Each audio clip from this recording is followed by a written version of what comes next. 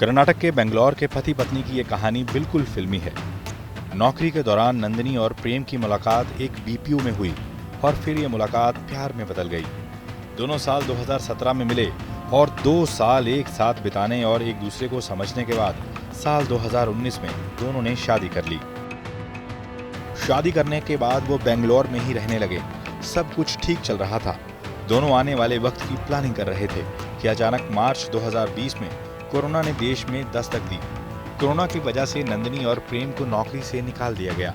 बचत के जो पैसे थे उससे दोनों खर्चा चला रहे थे।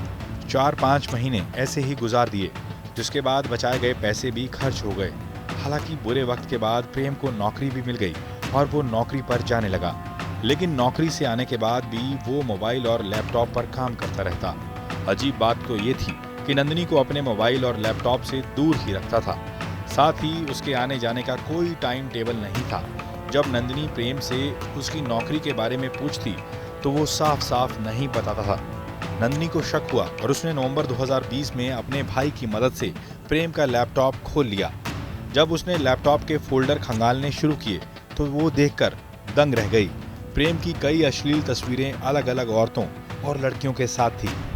लैपटॉप खंगालने पर पता चला कि प्रेम किसी बीपीओ में काम नहीं करता, बल्कि वो तो जिगोलो बन चुका है और 1 घंटे की सर्विस के लिए 3000 से 5000 रुपए के बीच चार्ज करता है।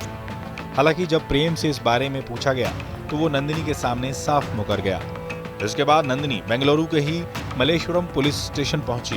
काउंसलिंग के लिए प्रेम को भी बुलाया गया और यहाँ पर प्रेम ने कबूल लिया कि वो जिगोलो बन चुका है।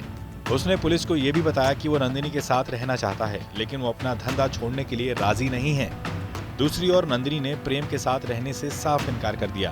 पुलिस की काउंसलिंग के बाद भी जब ये मामला नहीं सुलझा तो दोनों ने आपसी रजामंदी से तलाक का केस कोर्ट में डाल दिया है। ब्यूरो रिपोर्ट, क्राइम तक।